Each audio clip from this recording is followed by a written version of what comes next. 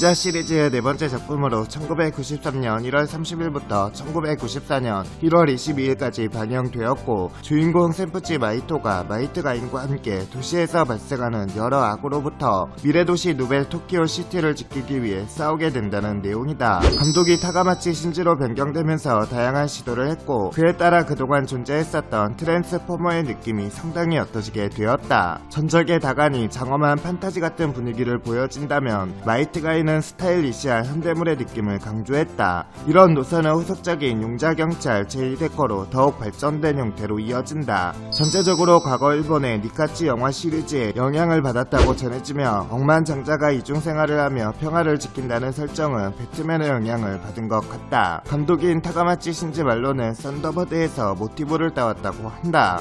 그래서인지 주인공의 비중이 매우 높고 등장하는 로봇들의 역할은 상당히 적은 편이다. 각본가인 코야마 타카오의 영향으로 개그가 매우 많으며 후반부에는 반전이 있다. 다만 전작들과 달리 캐릭터들이 죽는 묘사가 꽤 있다. 시리즈 전작들과는 달리 소년이 직접 용자 로봇에 올랐다 조종한다는 설정을 도입해 로봇보다 캐릭터나 파일럿이라는 요소를 부각시켜 보다 능동적인 주인공상을 강조했으며, 히로인도 여자아이에서 한 명의 여성으로 부각시켰다. 합체씬을 비롯한 연출도 보다 세련되고 박력있게 연출되었고, 멋진 등장, 대사를 읊는 히어로적인 연출, 숙명의 라이벌과의 사투, 히로인과의 연애 등의 요소가 대폭 부각되었다. 또한 로봇들도 생명체가 아닌 초 AI를 가진 로봇들로 변경되었다. 로봇들도 센푸치 중공업이라는 공장에서 설계 및 제작된다. 주인공이나 용자들이 초자연적인 능력을 갖고 있지 않고, 메카들이 기업에서 프로젝트와 설계를 통해 제작돼 부품과 에너지를 보급받고, 파괴되어도 수복되고 외계나 타차원 등 초자연적인 존재가 아닌 오직 지구의 적들하고만 전투를 벌이는 전개를 보면 용자 시리즈 중 가장 형식성이 강한 작품이라 할 수 있고, 용자 시리즈 중 유일하게 외계의 존재가 없는 작품이다.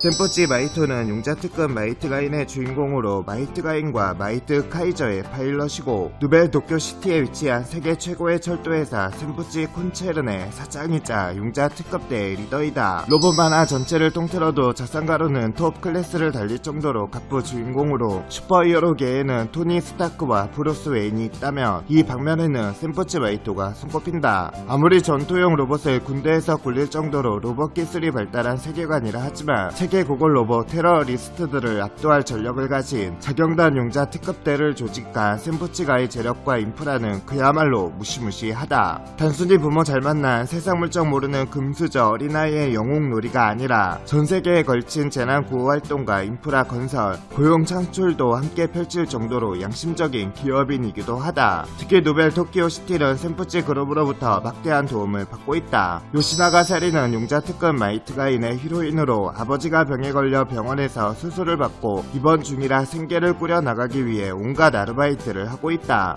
알바 중에 사건에 휘말려서 센푸치 마이토와 자주 만나는데, 결국 마이트 가인의 싸움 때문에 항상 주변이 박살난 상태니까 다른 아르바이트를 알아봐야 한다. 자와에서 마이토가 사리의 어깨에 올라온 쥐를 쫓아내려다 실수로 사리의 가슴을 만지고 따기를 받는 이벤트가 있는데, 비디오판에서는 직전에 잘렸다. 조기 설정에서 마법소녀였다고 하는데 이름도 마법사 사리에서 따온 것이다. 그리고 또 다른 이름의 유래는 일본의 유명한 여배우 겸 가수인 요시나가 사유리이며, 덤으로 동생 테치아의 이름의 유래는 마찬가지로 일본의 유명한 배우 와타리 테치아다. 두 배우의 친분이 깊었던지라 아예 제작진이 두 배우의 이름을 따서 남매로 설정한 것으로 보인다. 요시나가 사리는 47화에서 다른 사람들의 수백 배에 달하는 이노센트 웨이브의 소유자란 것이 밝혀졌다. 용자 특급대가 무한 재상을 반복하던 적의 로봇을 물리치고, 마지막에는 최종 보스인 블랙 누아르를 날려버릴 수 있었던 것은 모두 사리 덕분이었다. 그리고 마이토와 결혼해 맨날 알바나 하던 서민에서 신분 급상승한 사리도 인생의 승리자다. 블랙 누아르는 거대한 악의 지배자로 지금까지 악당 전체를 배후에서 조종하여 여러 사건들을 일으킨 흑막 만악의 근원으로, 그 정체는 다름 아닌 3차원 세계의 인간이고, 마이트 가인의 세계는 3차원 이내에 의해 만들어진 게임 내의 가상현실이었으며, 블랙 누아르는 이 게임을 하는 플레이였던 것이다. 즉 블랙 누아르는 이 가상의 세계를 창조한 존재인 만큼 본인의 말만 따라 신이나 다름없는 존재였다.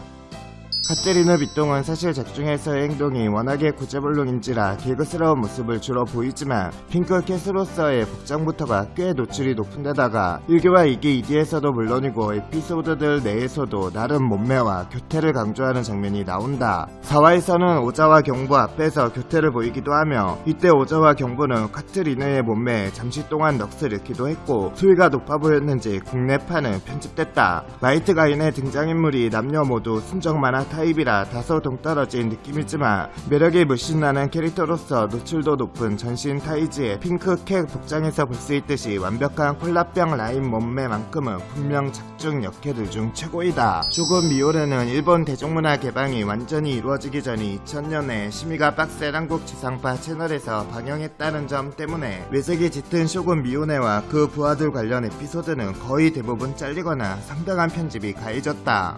그레이트 마이트 가이는 가장 출연 분량이 많은 그레이트 용자이기도 하며 첫 등장이 27화로 다른 그레이트 용자들과 비교했을 때 가장 빨리 나온 그레이트 용자이기도 하고 타가마치 신지 감독 말로는 원래 감독이 설정한 이름은 고저스 마이트 가인이었는데 하지 말라고 해서 그레이트 마이트 가인이 되었다고 한다. 조인트 드래곤 파이어는 용자 특급 마이트 가인에 나오는 필살기 중 하나이고 마이트 카이저를 선두로 마이트 가인, 마이트 건너, 배틀 본버, 카드 다이버의 순서로 5대 연결하여 시전하는 필살기이다. 본버즈는 용자 특급 계획 초기 단계에 제작된 특급 때 프로토 타입격 존재로 초 AI를 최초로 탑재한 로봇이기도 하며 용자 시리즈 미합치 용자 중 유일하게 얼굴 부분이 고글과 마스크로 처리된 용자 팀이기도 하다. 바이버즈는 용자 특급 마이트 가인의 등장 용자들로 주로 인명 구조를 담당하는 냉정 침착한 멤버들로 구성되어 있다. 그래서인지 다소 공격적인 본버즈와는 달리 부드럽고 신중한 감정을 지녔다. 비룡은 작중 마이트 가인과의 대결은 4번인데 뱅크 씬의 재활용이 아주 많다. 배경만 다를 뿐 거의 똑같아 마이토가 성장했다고 평가를 내리는 조의 대사가 무색할 지경이고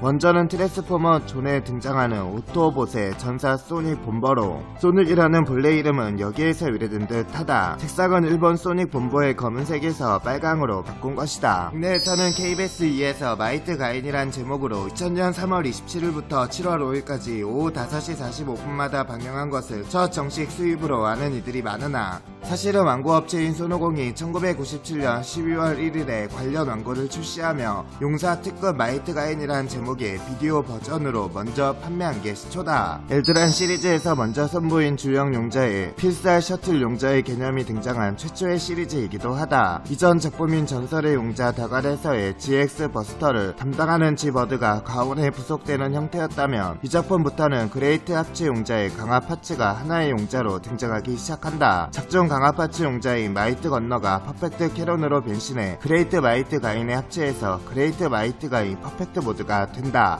당시 메인 캐릭터 디자이너를 맡고 있던 이시다 아츠코와 오바리 마사미의 결혼이 애니메이션 진행 도중 이루어졌고 감독은 이를 축복하듯 마이트 가인의 엔딩을 마이토와 사리의 결혼으로 종료했다. 그런데 시간이 흘러 이시다 아츠코와 오바리 마사미는 이혼했다. 한국에서는 방영 기간이 짧고 KBS 방영 종료 후 다른 시리즈와는 달리 재방영도 이루어지지 않아 다른 용자 시리즈에 비해 인기가 다소 덜했지만 철도 문화가 발달한 일본에서는 용자경찰 제2대 와 함께 높은 인기를 얻었던 용자 시리즈다. 재미있게 보셨다면 좋아요와 구독 부탁드려요.